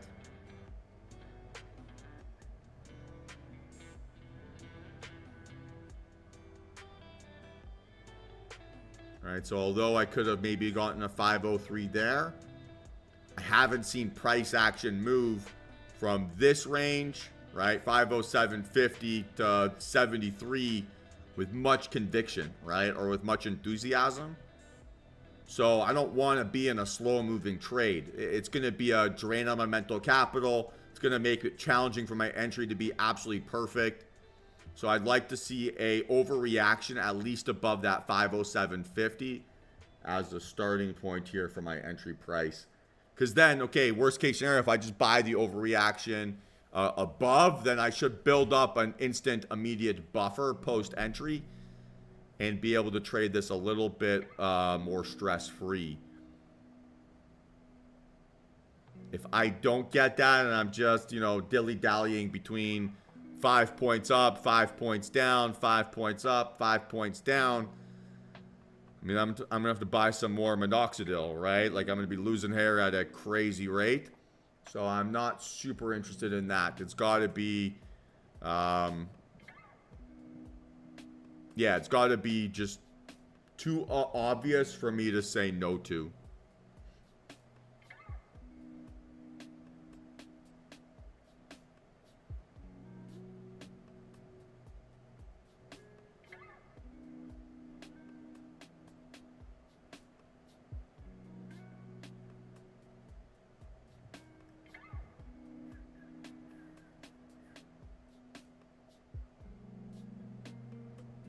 And there's that 503 again, but I want to see an overreaction around that, right? Any entry here so far off of that area, not really any separation below, right? Not really any immediate follow through. Well, kind of. I would say that, so this is my strategy, right? It's fake out, breakout, right? Variations of that. It's pretty similar to some Wyckoff methodologies.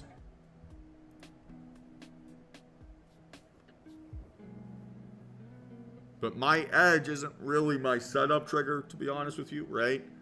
Like, that's a contributing factor to it. But my edge is my ability to manage risk and my ability to wait for the appropriate risk-reward ratio to justify taking trades.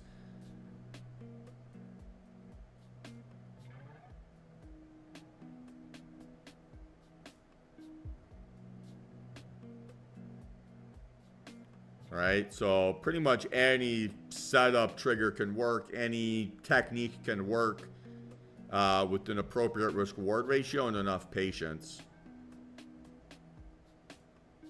You know, you could trade RSI, you could trade stochastics, you could trade MACD bounces.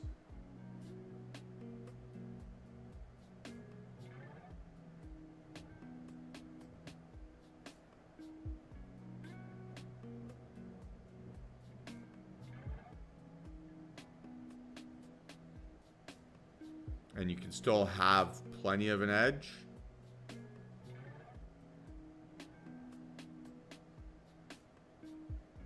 But it's just about making the math work in your favor and gamifying losing small. Most traders focus too much on trying to make big money that they forget that the key to making big money is actually just not losing big. So people will buy 20 accounts, they'll ignore their risk management, they'll do all sorts of dumb stuff in the pursuit of that big payday.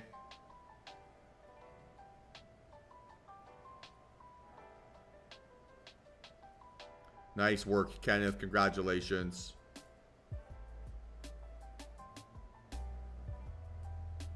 Well, trading is fundamentally just a game of probabilities, right? And most people don't actually play those probabilities correctly. So if each decision is coin flip odds, right? Either it's going to be green or it's going to be red in the moment. Now there's going to be some more variance there if you do have an edge. But you're targeting a 1-to-1 risk-reward ratio. Like, best case scenario, you're breaking even, right? So people just don't stack up the cards in their favor. They're just willing to take any trade because it feels like, hey, this is going to be the one that makes me money. So that's the stuff that people don't normally go after. But James, if you want to take a screenshot of it, you can go back in the live stream to where it was showed and just take the screenshot there. I need to watch price action here right now, so I'm not going to jump between windows.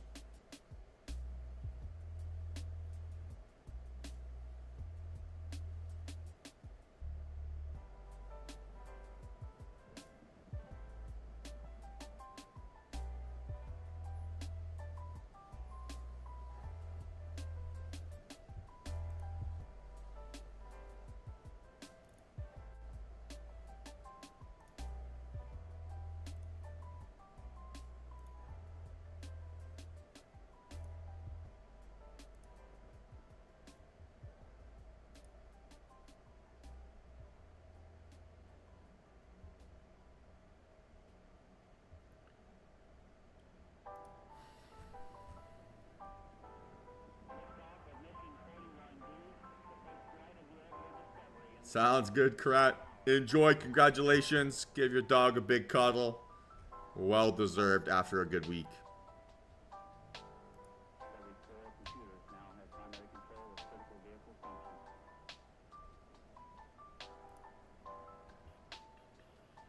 Finally getting some separation away from these lows. Yeah, this is pretty gross today. Sounds good, Rain. Yeah, I don't think I'm going to stick around for much longer either.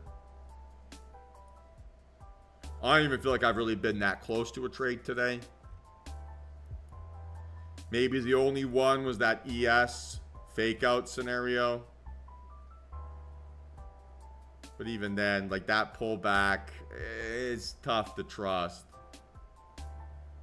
I don't really feel like I've done anything or missed out on anything.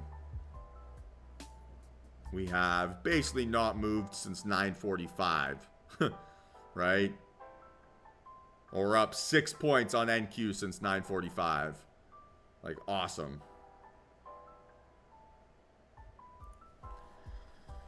Not exactly a edge, very heavy edge day. Oh, for me, oh my gosh. For me, I think it's probably a good capital preservation Friday.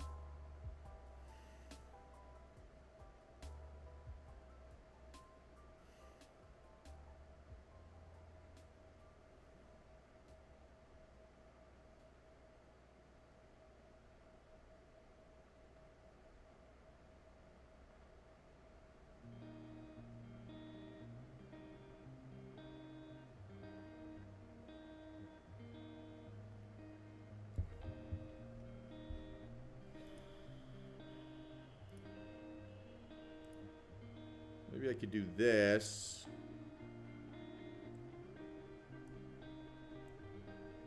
Finally getting that little bit of a breakdown.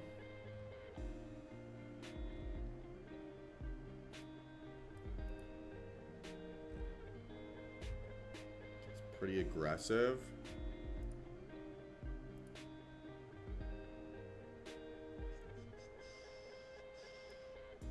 Yeah, 3 min maybe a little bit better.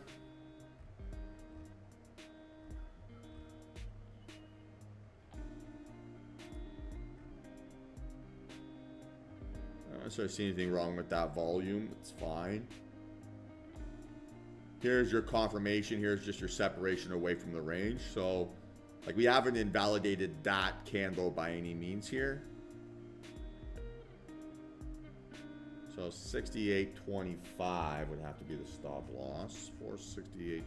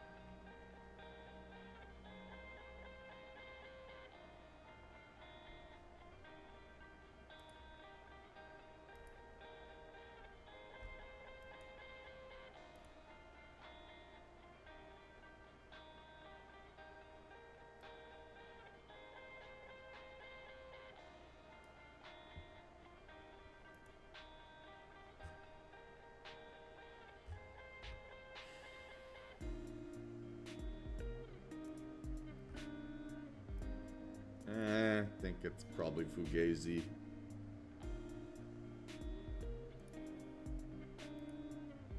Again, no real reason to believe that it's not just choppy, crazy price action, right? I don't see any evidence here that really confirms otherwise. So I'm not going to place any trades here, team. This is garbage price action.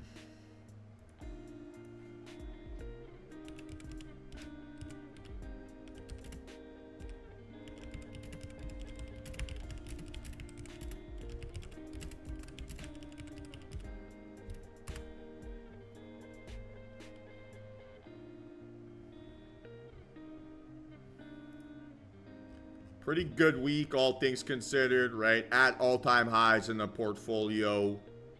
Only 3 trading days.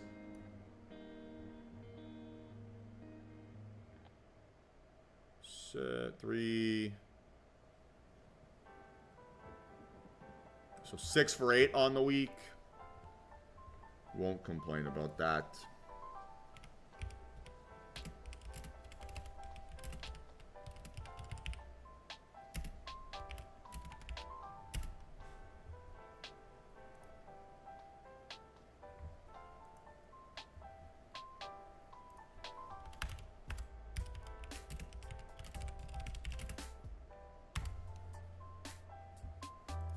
Any questions here, team? Any questions?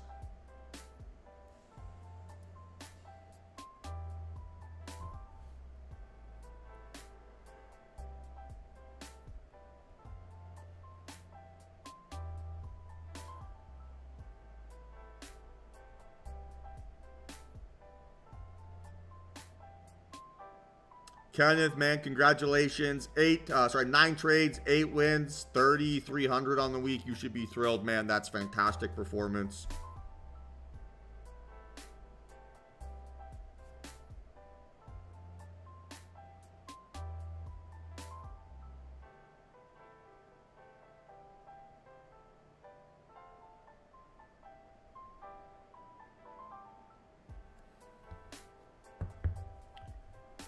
Any questions here, team? Any questions?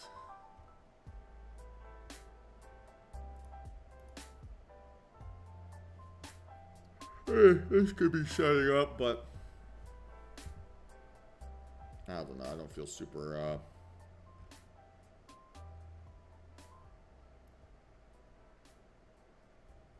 like I need to.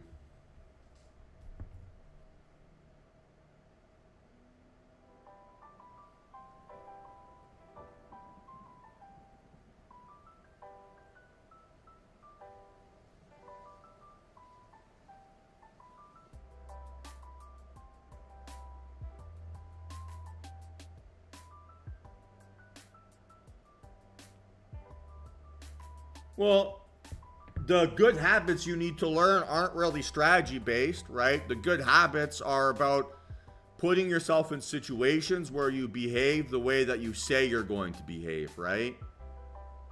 So that for me is a risk management thing. That's the risk reward elements we talked about. Those are ultimately the things that traders need to focus on. more so than the actual strategy. The strategy works when your risk management, your position sizing, your ability to allow wins to develop works, right? Like when you're trusting those elements, that's when you make money as a trader. So I would focus on those things, right? How can I get better at doing the things I say I'm going to do when no one else will hold me accountable but myself? That's the fight. And then once you don't have those like out of body trading experiences, then you can plug and play any set of execution rules, right? Which is essentially a strategy, and then become profitable. So it's focus on your risk management, focus on your position sizing, focus on gamifying losing small, and then the strategy stuff kind of just takes care of itself.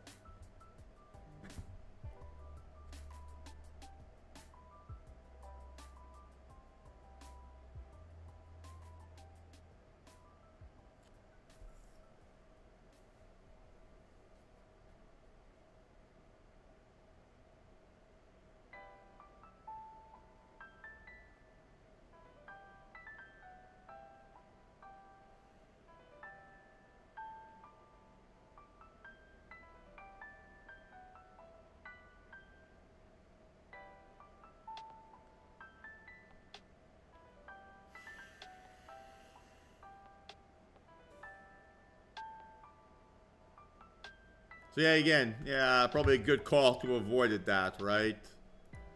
So it's just choppy kind of BSPA. I don't see any value in this team. So final call for questions. Final call for questions. Otherwise, going to take off here for the weekend and celebrate what has been a good process week. So happy to answer those here now.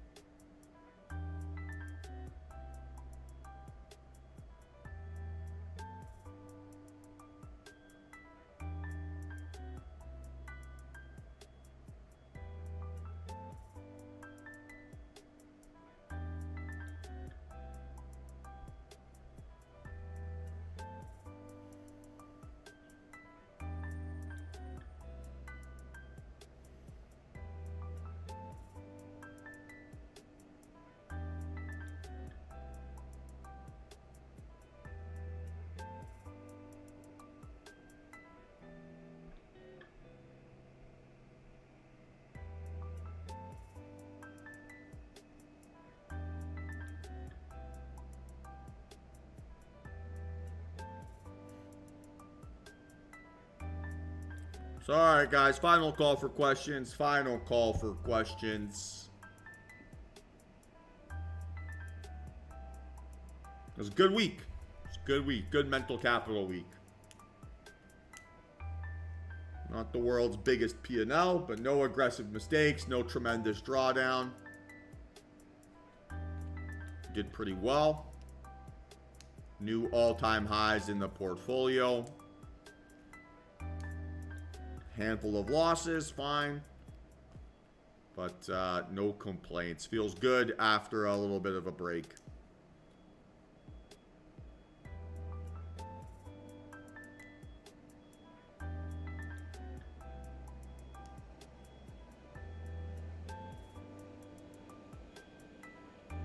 Nice work, Bruno. Awesome job, man.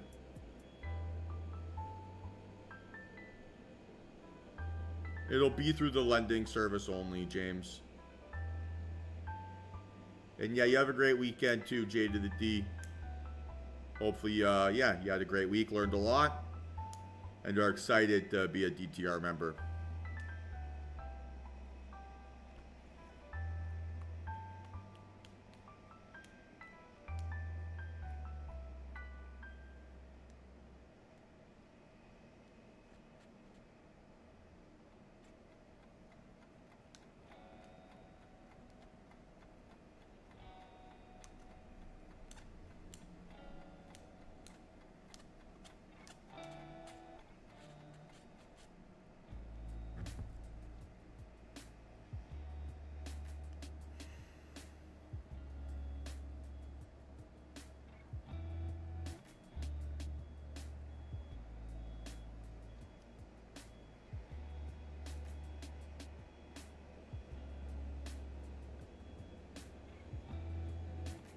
All right, team. Final call here. Final call.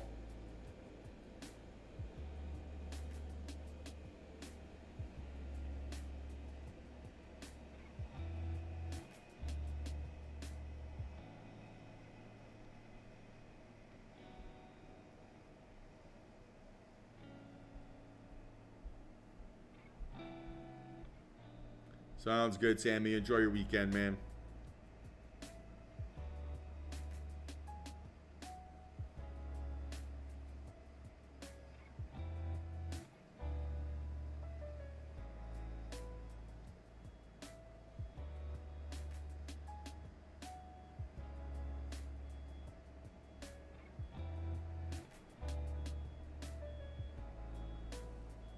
Yeah, you too, Egypt. Enjoy.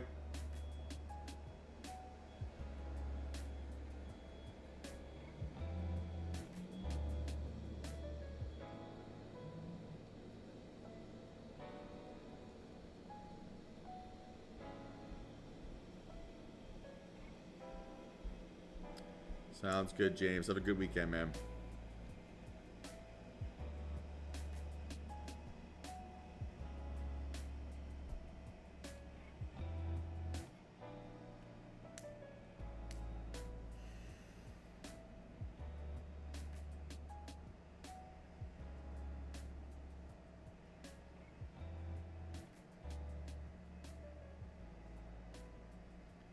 All right, team. Well, same deal like always, right? If you have any questions outside of market hours, hit me up, Discord or email, and I'll do my best to get back to you as soon as I can.